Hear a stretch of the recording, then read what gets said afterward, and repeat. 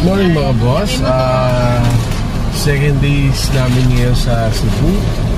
Kahapon ay pumunta kami sa mga tour spot sa Cebu. Ngayon naman ay papunta kami sa mga gandang beach resort sa Cebu. Okay, let's go! Ano yung pupunta natin ngayon?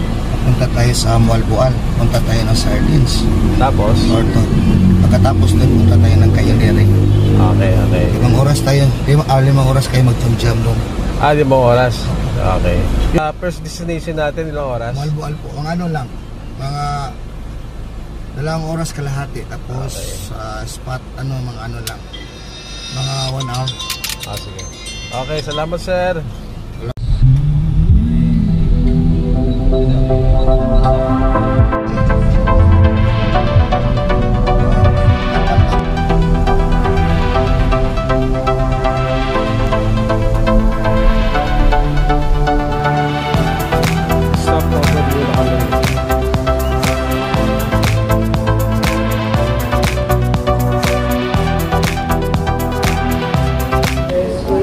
Jose Abad Santos, Cebu.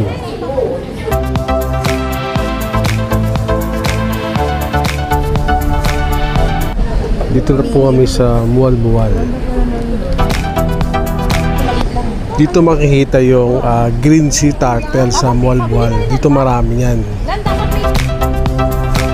At dito rin makikita yung Sardines Run dito sa Mualboal. Na ako sana kumpul-kumpul na napakadami.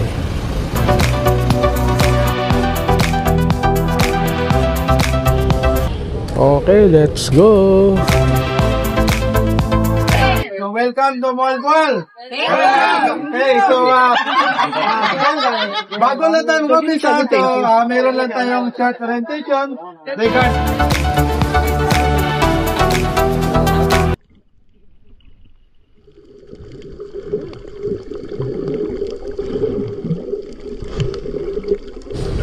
Ito yung green turtle na makikita sa Mualboal. Napakaganda.